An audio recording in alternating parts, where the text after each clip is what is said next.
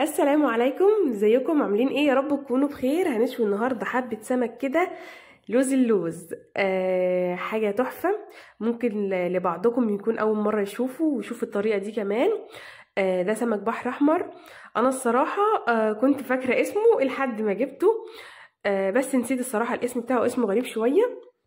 ممكن فيكم يعرفوا ويعرف اسمه وممكن لا. اللي يعرف اسمه يا ريت تسيب لي في التعليقات. الصراحه انا نسيته خالص، مش فاكره اسم ايه كده. ما علينا.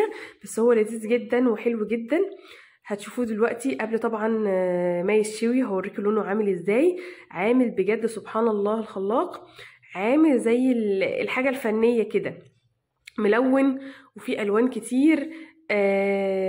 لونه عامل زي من بره، عامل زي اللؤلؤ كده. بينور والله من بره. بص هوريهولكوا كده واحده واحده. انا اتعمدت ان انا كمان اوريهولكوا كده بالراحه واغسله بالراحه وما اسرعش الفيديو، علشان اللي اول مره يشوف سمك من اسماك البحر الاحمر يعرفه ويعرف شكله. اهم حاجه ما تنسوش تشتركوا في القناه وتفعلي زر الجرس عشان كل فيديو انزله ويجيلك اشعار بيه، وتحطي لي لايك للفيديو. بص لونه سبحان الله. في خطوط كده من اللون اللي هو البامبا ده، وحتى ديله كده سبحان الله. وبقه صغنن جدا، تيجي تفتحيه تلاقيه بصي عامل ازاي، وعينه كده بصي ميتها رايقه جدا جدا. تعرفي منها ان السمك طازه. السمكه بجد كانت طازه. كان لسه جايباه كده من السوق على طول، وغسلته على طول، وهو سبحان الله نضيف جدا. يعني انا ما شطفتوش كده الا بالميه، وهوريكي دلوقتي نغششه من جوه لونها ازاي. انا ما فتحتوش، انا شويته بحاله. بص المنظر، تحسي الوان الفسفور كلها فيه، قشوره عامله زي بجد زي اللؤلؤ كده. اللي يعرف اسمه ما ينساش يسيب لي في التعليقات عشان انا نسيته والله.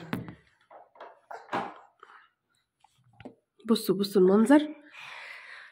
انا حبيت اقعد افرجكم كده عليه شويه. ما حبيتش ابتدي على طول. كنت الصراحه معجبه قوي بشكله. هشطفه بقى كده بميه جاريه كده واحده واحده، وافتحها من جوه وافتح بقه كده من جوه وادخل فيه الميه يعني كده. مش اكتر ولا اقل. وهعصر عليه حبه ليمون وخلاص. اقول لك على طريقه حلوه قوي قوي قوي للشوي، سواء السمك بيزفر منك او ما بيزفرش او حسب نوع السمك. ساعات البولتي، سمك البولتي لما تيجي تشويه تحسي بزفاره او كده. هقولك ازاي تشويه من غير ما تطلعي دخان، ومن غير ما تشمي ريحه للشقه. يعني تحسي بعد ما تشوي او كده تلاقي ريحه الشقه مثلا زفاره. لا، هقولك تعمليه ازاي. بصوا حتى الميه اللي بتطلع منه ميه فاتحه جدا. هو اصلا نضيف والله، نضيف لوحده. مش عايزه اقول لكم بقى بعد ما شويته وجينا ناكله، مش عايزه اقول لك لقيت جواه ايه. لقيت جواه كابوريا صغيره وجمبري صغير. يا ريتني كنت وريتكم الحته دي، اللقطه دي. بص اللون الفسفوري الاصفر اللي ورا في الديل ده، واللون البامبا برضو اللي عامل زي لون الكشمير بالظبط. بصوا سبحان الله الخلاق. سبحان الله. اللي يشوفه ما ينساش، اللي يعرف اسمه يسيب لي في التعليقات عشان افتكر اسمه. بجد انا نسيت خالص، الراجل قال لي على اسمه ويا دوبك روحت البيت من هنا الاسم اتنسى خالص. واسمه غريب شويه. بص النغاشيش بتاعته، بصي فله زي القشطه من جوه. سبحان الله ما فيهاش اي حاجه، بجد نضيف جدا. سمكه نضيفه، نوعها نضيف جدا. نغشيش لونها البامبا الحلو ده الاحمر ده، وبيضه من جوه كده، ما فيهاش ولا اي حاجه ولا فيها بطن ولا الكلام ده. سبحان الله جميل. بص الديل من ورا عامل ازاي. انا كنت مهتميه بشكله اكتر من الوصفه نفسها. هنا كنت شطفته بقى اول شطفه، يا دوبك بس فضيته من الكيس بتاعه وشطفته شطفه واحده. وتعرفي السمكه طازه ولا لا، تضغطي عليها كده من عند الظهر كده من فوق، هتلاقيها ما بتروحش وتيجي معاكي. لو بتروح وتيجي معاكي اعرفي ان السمكه دي بقالها فتره عند البياع. لكن لما تدوسي كده وصباعك ما بيدخلش جوه، تعرفي ان السمكه دي طازه وفريش. وبتعرفي برضو من عينها تلاقيه رايق كده، الابيض ابيض والاسود اسود، تعرفي ان هي طازه. لكن لو مغيمه اعرفي ان السمكه مش طازه. عصرت عليها بقى ليمونه كده. انا طبعا مش هنضف القشر بتاعه اللي بره. القشر بتاعه الصراحه اللي بره كان خشن جدا، عامل زي الوبره الخشنه، زي مثلا الحاجه القطيفه الخشنه قوي، هو بقى زي كده. طبعا انا عشان هشويه فما رجحتش ان انضفه ولا اي حاجه، عشان طبعا اي نوع سمك احنا كلنا عارفين طالما هتشويه ما بتنضفش من بره، حتى لو عايزه تنضفه بطنه مش مشكله، لكن من بره ما بتنضفش القشور بتاعته. هنا بقى كنت دقيت كده توم مع فلفل وملح وكمون وفلفل اسود عشان الدقه بتاعته.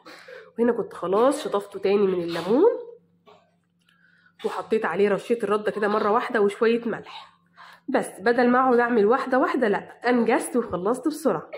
تمام.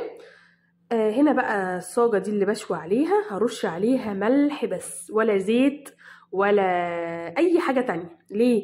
لو حطيتي زيت هيدخن معاكي وهتسيح معاكي اصلا على الصاجة وهتشمي ريحة الزفارة اجارك الله. لكن لما تشويه بملح بس كده بتاكلي لحمه بتكون حقيقه وطعمها جميل وما بيطلعش دخان. يعني بصي انا هنا مسرعه الفيديو اسرع حاجه وهو بيشوي، مفيش ولا دخنه طالعه خالص، حاجه بسيطه جدا جدا يعني، ولا دخنه طلعت ولا ريحه البيت اتبهدلت ولا اي حاجه.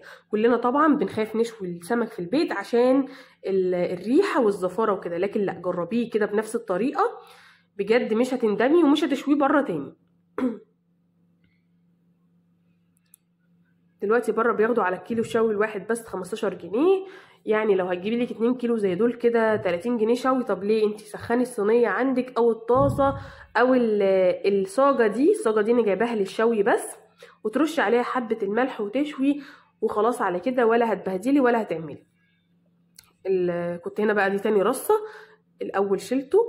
وطبعا برضو علشان تاكلي سمك حلو ويتقشر معاكي بسرعه وانت بتاكليه وهو سخن، يا دوبك تشيليه من على الصاجه او تشيليه من على النار ترش عليه الدقه دي ايه، انا دقه توم ودقه معاها فلفل اخضر او فلفل حراق، وحاطه الملح وحاطه كمون وحاطه فلفل اسود وكزبره وحاطه خل وليمونه كامله او ليمونتين وحبه من الميه صغيرين، وترشي بقى عليهم. بصوا ما شاء الله، بصوا ماسك نفسه ازاي، ولا مهري ولا اي حاجه، وشوياه الشويه التمام يعني، ولا محروق قوي ولا اللي هو لسه ني ولا حاجه.